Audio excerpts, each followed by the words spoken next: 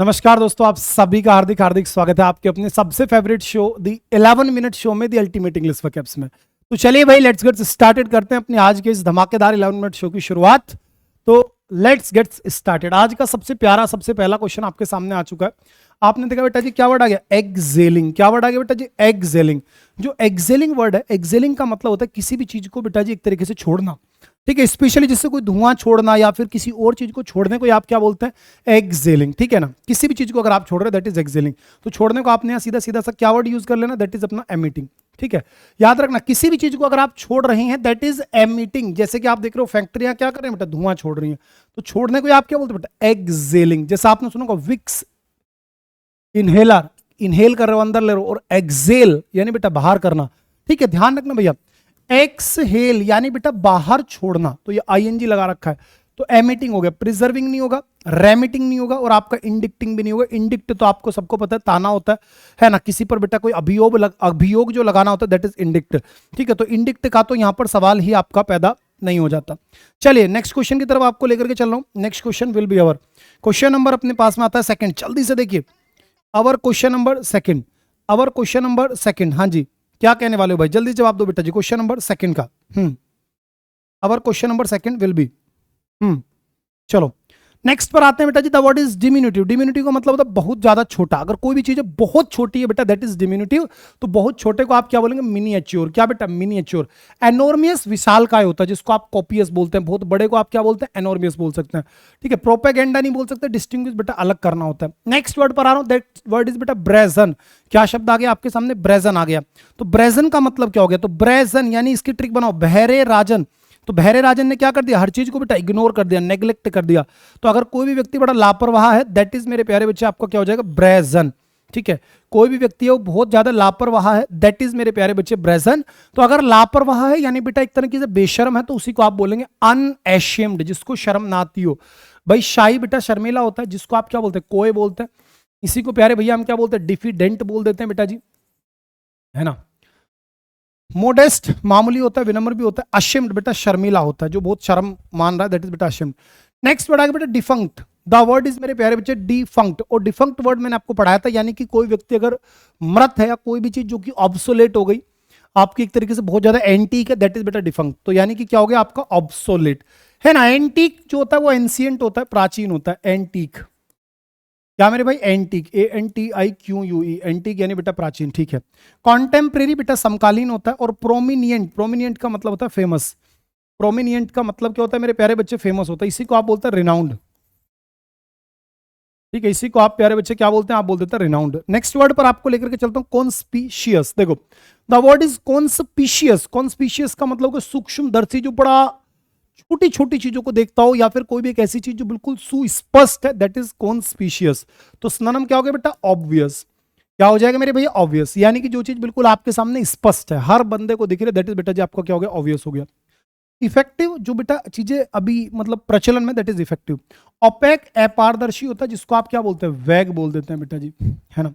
और अननोटिशिएबल, जिसको आप नोटिस ना करें, यानी कि कोई भी चीज बहुत सिंपल है, बहुत आसान है, that is unnoticeable. Next antiquated. The word is our antiquated. समझना, एंटीक शब्द अभी आपको मैंने पढ़ाया। क्या बेटा जी? Antique, ANTIQUE, antique. एंटीक यानी कि बेटा प्राचीन। तो एंटीक्वेटेड यानी कोई भी एक ऐसी चीज जो बहुत पुरानी है, पुराने समय से संबंधित है, दैट इज एंटीक्वेटेड। ठीक है, उसी को आपने क्या बोला? एंटीक्वेटेड। तो आप इसी को क्या बोल देंगे? आप बोल देंगे सर आउटडेटेड। भाई जो चीज प्रचलन से बाहर होगी, करंट नहीं होगा, न्यू नहीं होगा, अपडेटेड इसका अपोजिट हो जाएगा। आगे बढ़ता हूं बेटा। एडल्टरेटेड, बहुत प्यारा शब्द है, एडल्ट्रेशन। ध्यान रखना, एडल्ट्रेशन एक वर्ड होता है अडल्ट्री। ठीक है, क्या लाडली? एडल्ट्री। एक होता है एडल्ट्रेशन, दोनों में फर्क है, दोनों को समझ लो। क्या लाडली? Adultery, ADULTER, adultery. ठीक है ना। एडल्ट्री का मतलब होता है बेटा एक्स्ट्रा मैरिटल रिलेशनशिप, है ना जी। एक्स्ट्रा मैरिटल रिलेशनशिप यानी कि जो अवैध संबंध होते हैं शादी के बाद भी, अगर आप पर पुरुष या पर नारी के साथ संबंध रख रहे हो, दैट इज अडल्ट्री। लेकिन अगर मैं आपसे कह दूं एडल्ट्रेशन, क्या बेटा? Adulteration, ADULTERATION, adulteration. अडल्ट्रेशन का मतलब होता है मिलावट करना। क्या मेरे प्यारे बच्चे, मिलावट करना, दैट इज अडल्टरेशन। तो मिलावट करने को आपने क्या बोला बेटा, कॉन्टेमिनेटेड, यानी जो चीज प्रदूषित है। क्या है मेरे प्यारे बच्चे, वो आपकी प्रदूषित है। स्पाइसी, बहुत ज्यादा मसालेदार। डैम्प, डैम्प का मतलब होता है लाडली जो भी चीज बिल्कुल भीगी हुई है, गीली है, दैट इज डैम्प, नम, ठीक है। और लेस्केवियस, लेस्केवियस मैंने आपको एक बार पहले पढ़ाया था कि कोई भी व्यक्ति जो जोशीला है, कामुक है, बहुत ज्यादा, मतलब एक तरीके से समझ पा रहे हैं आप, दैट इज लेस्केवियस। आगे आपको लेकर के चलता हूं, नेक्स्ट वर्ड आ गया वॉर्न, WORN, वॉर्न। तो वॉर्न का मतलब क्या हो गया, WORN, वॉर्न। तो आप बोलेंगे सर वॉर्न यानी कि जो बहुत ज्यादा पहना जा चुका, भाई वियर, वॉर्न, वॉर्न कपड़ा पहनने को वियर बोलते हैं, तो वॉर्न जो पहना हुआ है यानी कि वो ऑलरेडी पुराना है भैया, है ना, वो जीर्ण स्थिति में, काफी ज्यादा पुराने कपड़े को आप क्या बोलते हैं बेटा, वॉर्न बोलते हैं।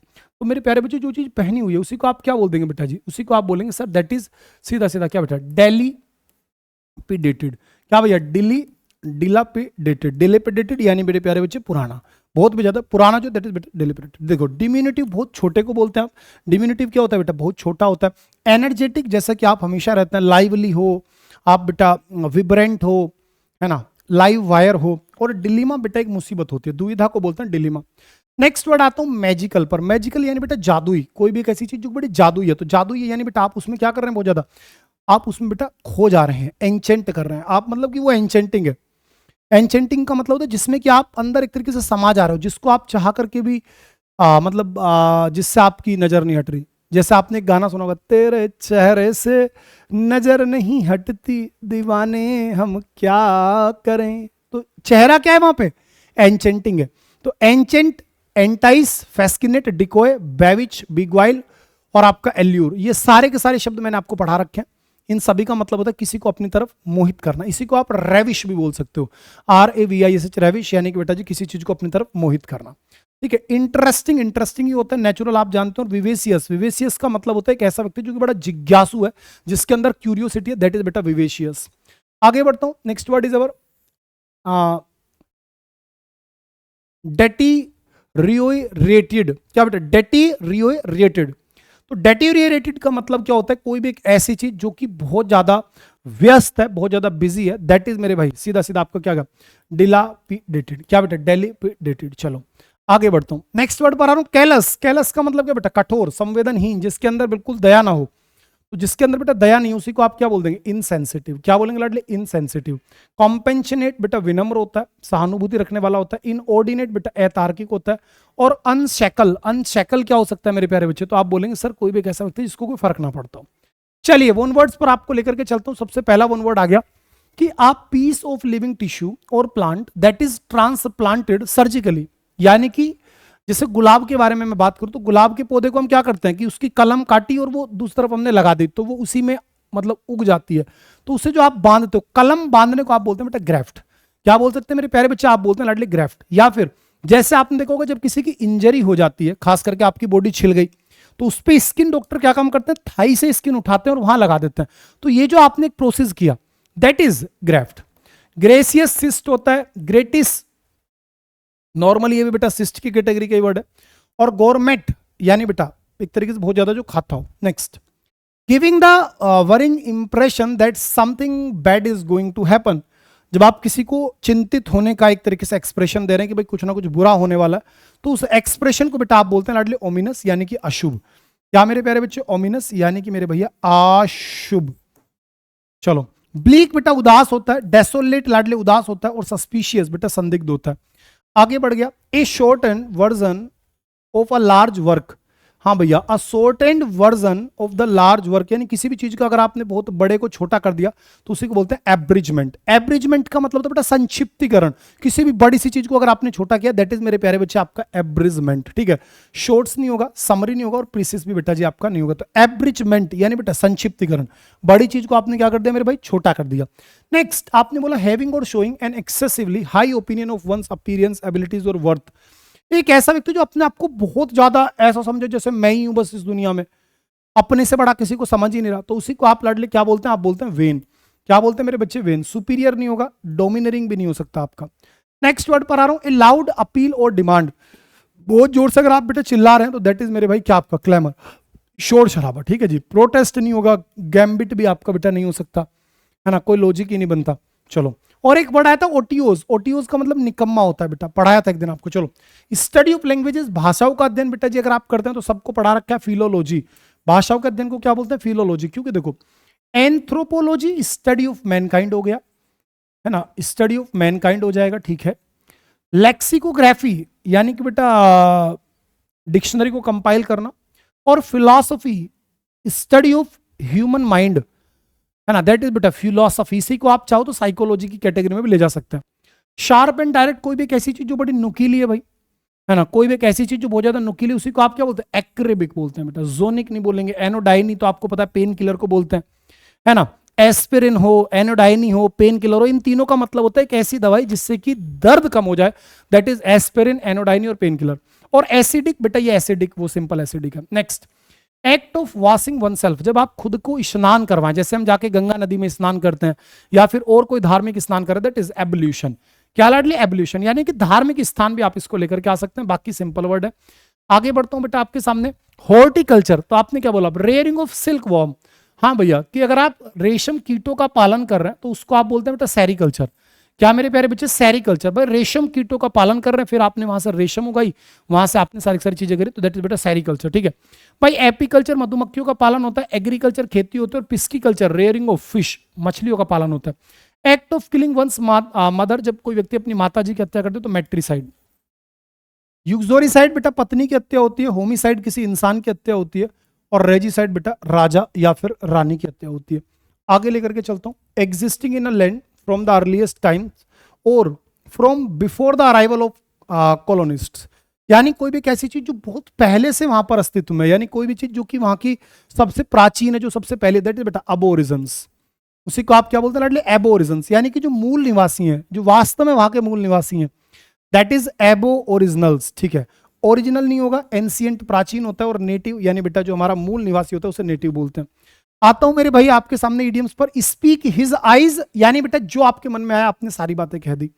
नेक्स्ट आपके सामने क्या? पास द बक, यानी बेटा आरोप मढ़ना, जब आप किसी दूसरे व्यक्ति को बोलें कि ये था जिम्मेदार, जो भी मेरे साथ काम हुआ उसकी सारी जिम्मेदारी इसकी वजह से मैं बर्बाद हुआ, तो दैट इज आपका पास द बक। नेक्स्ट वर्ड आपके सामने आ गया कॉन्टेम्पलेटिंग। क्या वर्ड आ गया बेटा? कॉन्टेम्पलेटिंग, यानी बेटा चिंतन करना, मनन करना, और चिंतन करने के लिए इडियम आता है च्यू द कड, है ना, मन ही मन में आप दांत पीस रहे हैं। नेक्स्ट आ गया एट क्रॉस पर्पसेस, यानी जब आप बेटा थोड़ा सा डिसएग्री हो जाए किसी के साथ, that is at cross purposes. Next idiom आता है बेटा एन अनरियल होप, यानी बेटा आप काल्पनिक दुनिया में चले गए, सपनों की दुनिया में चले गए, तो उसी को बोलते हैं पाइप ड्रीम। उसी को प्यारे बच्चे क्या बोलेंगे? आप पाइप ड्रीम बोलेंगे। नेक्स्ट बाय द ईयर्स, बेटा बाय द ईयर का मतलब क्या होता है कि जब आप by improvisation, that is by the year, ठीक है ना, बाय मतलब अचानक से, बिना किसी प्लान के, कुछ नहीं, अगर आप काम करो दैट इज बाय इम्प्रोविजेशन, यानी बिना सोचे समझे अचानक से। यू स्नोज यू लूज, जो सोवत है सो खोवत है, जो जागत है सो पावत है, अर्थात यदि आप लेट करोगे तो इसमें नुकसान सिर्फ और सिर्फ आपका होगा, ठीक है ना। तो इसका मतलब क्या है बेटा? यदि आप अलर्ट नहीं हो तो आप काफी सारी अपॉर्चुनिटीज मिस कर देंगे। Next get on one's nerves, यानी बहुत बुरी तरीके से तंग हो जाना, इरिटेट कर देना। नेक्स्ट आता है बेटा आपके सामने the better you know someone the less you like him, यानी कि इसका मतलब आएगा फैमिलियरिटीज ब्रीड्स कॉन्टेम्प्ट, जिस चीज को आप जितना ज्यादा जानने लगते हैं उतना ही आप उससे दूर चले जाते हैं। टू पोर कोल्ड वाटर, जब आप बेटा किसी को बुरी तरीके से क्रिटिसाइज कर दें, है ना, किसी को संदेह में डाल दे, that is to pour cold water, यानी डिमोटिवेट करना। हाईएस्ट प्रायोरिटी, जिसके बिना काम नहीं चल सकता, दैट इज बेटा फर्स्ट एंड फॉरमोस्ट, है ना, जिसके बिना काम नहीं चल सकता, दैट इज मेरे प्यारे बच्चे फर्स्ट एंड फॉरमोस्ट। आज का आपका मेरे प्यारे बच्चे ये 11 मिनट शो कंप्लीट हो गया। आपको इसकी पीडीएफ इंग्लिश भाई शानू रावत के टेलीग्राम चैनल पर मिल जाएगी।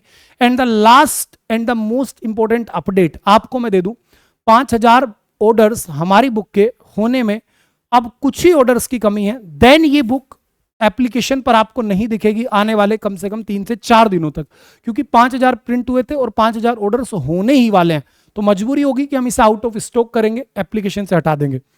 तो बेटर रहेगा कि आज अगर अभी तक आपने इसको ऑर्डर नहीं किया तो अभी 12 घंटे पूरे नहीं हुए, आज रात 12 बजे होंगे, तो बेटा अभी के अभी जाकर के इस अड्डा स्टोर से आप ऑर्डर कर दीजिए। कूपन कोड गलत मत करना, Y795, ठीक है बेटा। फिर मेरी जिम्मेदारी नहीं होगी भाई, मैं टू बी वेरी ऑनेस्टली आपसे बात कर रहा हूं, कल परसों तरसों 3-4 दिन तक अगर ये बुक फिर नहीं मिलती है तो मेरी जिम्मेदारी नहीं होगी, क्योंकि मैं चाह करके भी कुछ नहीं कर पाऊंगा। 5000 बुक्स प्रिंट थी, वो सारे ऑर्डर्स लगभग आज आने ही वाले हैं, लगभग 4500 के आसपास में आज चल रहा हूं।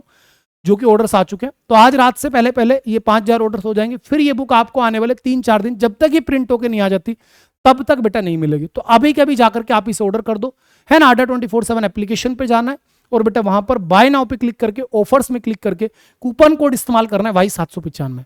और इस बुक के बारे में शायद मुझे बताने की अब कोई जरूरत आपको है नहीं, ठीक है मेरे बेटा। जरूर ले लीजिएगा। जो बच्चा एमटीएस और हवलदार की तैयारी कर रहा है, जिसने इस बार एमटीएस में सिलेक्शन लेने का ठान लिया, वो बच्चा इसे जरूर ऑर्डर कर देना बेटा, ठीक है भैया। Thank you very much. PDF जरूर लीजिएगा। Bye bye, take care, love you all the very best, go for victory.